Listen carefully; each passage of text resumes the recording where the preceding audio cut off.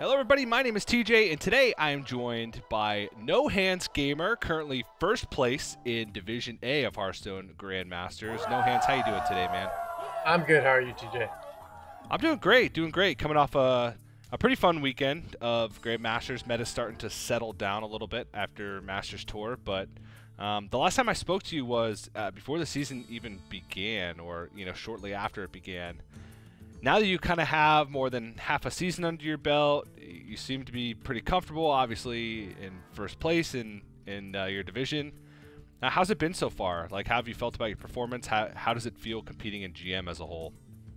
Yeah, it's really hard. I think it's so much stress. You have other really smart top players trying to outsmart you, giving it their all, and you got to go and you got to try and beat them. And it's tough. It takes everything. I think everybody likes to think, oh, when they're watching, oh, I could do that. Like, it's really hard up here. So I'm just doing everything I can. More than just working hard, but just trying to be smart, trying to have good habits, everything you can to get every single edge you can get, because you need every single edge you can get, because everybody's so good.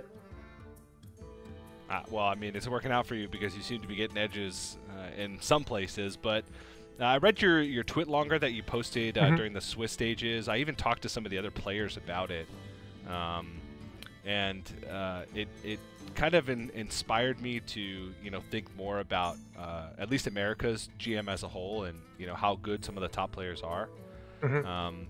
Since you made that post and have started to focus more on improvement and really doubling down on finding those edges, have you noticed a big difference in kind of your play or your ability to improve? Yeah, absolutely. I just feel like my play feels very solid. I just improved my habits. There's even things I'll do warm up before I go. I'll time my caffeine consumption for the day, my sleeping, my workouts, just everything I possibly can. For example, even things like to warm up when I, because sometimes, I don't know, if you're playing a ladder, you can just be putting stuff out, and I'll go through all these things. I'll slow myself down. I'll say, okay, let's look at what's in their hand. Like, how many cards do they keep? What could those cards be? Just everything to get my brain at 100%. I know there was a play, I think, that I was really happy with against Monsanto yesterday, where he was playing Secret Rogue and I was playing Druid, and he had 3 kept cards, and I had Breath of Dreams, and normally, well, I don't have anything to ramp into, you wait till turn 2, but I was thinking, well, he could just get going and I wouldn't be able to stop it with both the 3/2 and things like secrets, like dirty. So I went Innervate, Breath of Dreams, and then ended up paying off. That's just something, like, if I wasn't really paying attention, I was just on autopilot, I could have easily missed. But yeah, it was something I kind of, but yeah, so just stuff like that, and just being able to pick up on lots of little things and just make the even better lines than what's standard and what seems just good enough. Yeah, honestly, Dan and I have been saying that you've been the most mechanically sound player we've watched in a long time. Like, it rarely seems like you make these big mistakes, and the only thing that kind of catches up to you is time, like the Kronks play, right? Which was a big highlight. Like, you had it right there in front of you. Yeah. It was just like time and animations and how crazy those turns can be. So if that's your one weakness, you're doing pretty well. Maybe players are going to start putting Nozdormu on their decks just to mess with Good you a tech, little bit. Yeah, the no hands tech. But you actually brought a pretty interesting lineup this past week to GM. You kind of mentioned the Mali Druid in talking about that play against Monsanto, but you also brought Pain Warrior, which was almost your deck for quite a while. It's different now, obviously, because the new expansions come out. And then the Demon Hunter and the Weapon Rogue. Killing All Day had a similar lineup, but Turtle Mage instead of Weapon Rogue, but the idea kind of being the same. Where did you get the inspiration for that lineup? And I thought it was great against the field. Druid ban, which not many people do. Where'd you get kind of the inspiration for that lineup? I always, and I kind of just wrote an article, but I always start of like, okay, what decks do I like? What decks am I good at? I try and start and think about, because the reality is you can come up with the perfect lineup with 4 decks that you're really bad at, and you're not going to do that great. And sort of I think one of the most dominant strategies right now is the Bomb Warrior ban, where you bring things like, Guardian Druid and Small Spell Mage, and you Soul Demon Hunter, and you ban Bomb Warrior. But I wanted to bring Malgus Druid, which actually is a very poor Druid matchup, and same thing with Soul Demon Hunter. And I kind of was looking at it, and I was practicing Bomb Warrior, and I just hate that deck, and I just feel like I just didn't want to bring it. This was for Masters Tour. And I kind of a week ago, and then I was looking at it. I was like, well, maybe I could ban Druid, and I was thinking, well, if people don't, I was actually talking to one of my students who I coach and who qualified for Master Tour, and he was saying, he was thinking about bringing Enrage Warrior. And then I was like, that's actually a great idea.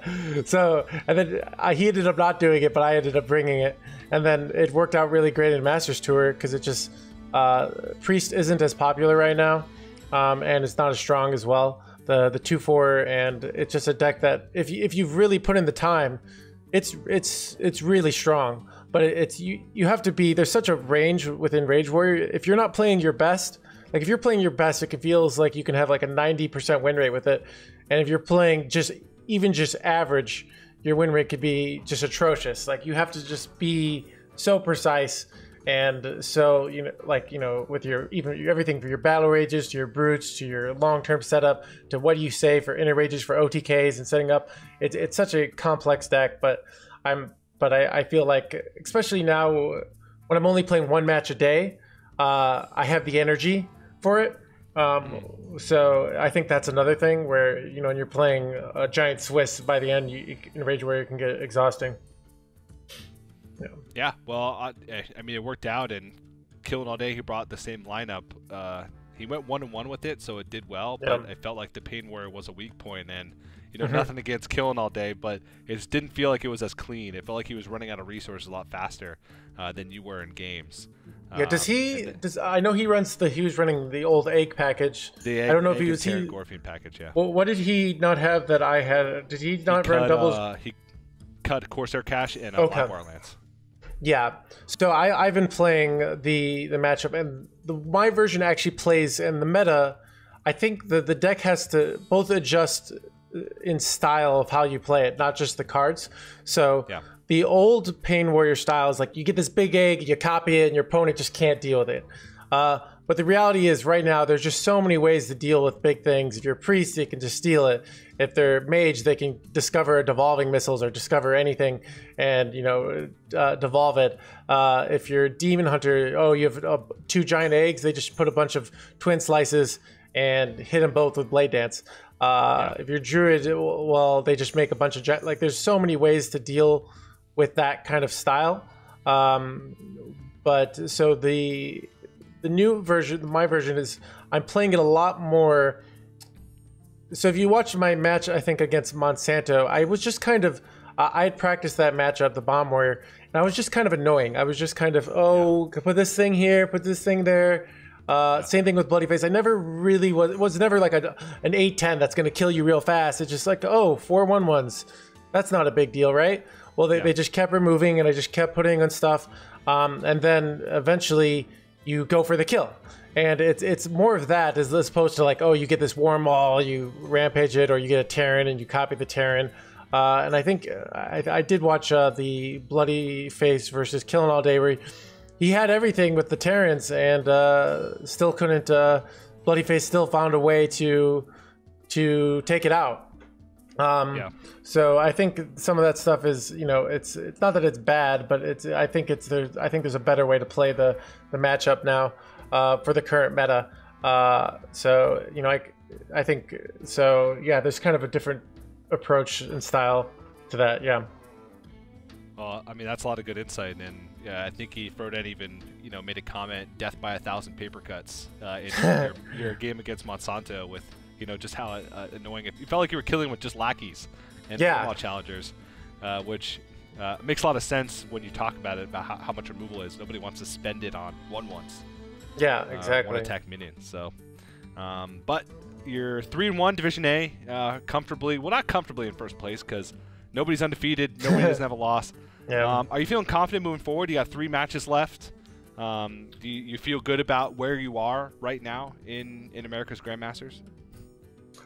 Yeah, I feel good. Next week I'm a little worried for Eddie, just because I know Eddie's capable of anything, and he's only playing me, so he could do something crazy if he has a good read on me, and it's a lot. I think if he's paying attention, he can get good reads on me. So, you know, he might go some mind games. I know, so I'm a little worried there. But I think as long as I just keep on playing, even if he does do something smart in his lineups and brings a favored lineup, one of the things I think what I'm doing well in the Swiss is I'll see who I'm playing or what all their decks is. Any matchup, I'm not feeling confident. I message a friend who I think is good at the deck, and I say, hey, can you help me? And if they're free, we just practice the matchup a lot. I practice a bunch with Crane against Secret Rogue, for my match against Monsanto, and I practiced a bunch against my friend Jobless Leo for the Bomb Warrior side. He plays a lot of that, and just kind of looked at it, and I knew the dynamics of the matchup. And I think especially because from their point of view, probably it's hard for them to get practice, for example, against something like Enrage Warrior because nobody's playing it, and 2, there's a very few people who can really play Enrage Warrior at the top level. I don't know if they're friends with Gabby or I think or Crane, or there's a good amount of people, but there's that so they might get somebody who's just okay at the deck, and I'm going to be better than okay. So it's stuff like that. So just trying to get that practice advantage where I know the matchup, and that's why I think I might seem really mechanically sound, because everything I've done, like all those plays I've made them in practice. Like nothing that I wasn't, from your guys' point of view, I'm pulling out something really fancy, but I've done all those things. I've made all those mistakes. So when I'm in the important match, I just have to focus on playing, and I don't have to focus on figuring something out on the fly. Yeah. Well, that's refreshing to hear, honestly. It's not something I hear from a lot of GMs. But if you need a practice partner for Turtle Mage mirrors, I got you covered. I'm a self-professed Turtle Mage mirror self-professed. All right. I'll send you a message. Yeah.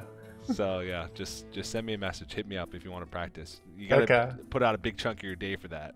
We can maybe 5 games in 10 hours if you really want to. But that's all the questions I had for you, man. I appreciate you taking the time to sit down, and good luck against your match. Against Eddie specifically, but good luck in the rest of GM. All right. Thank you so much, TJ. Yeah, no problem. All right. And for anybody else out there who wants to check out more information about Hearthstone Esports, Grandmasters, or any upcoming Masters tours, you can head over to playhearthstone.com/esports.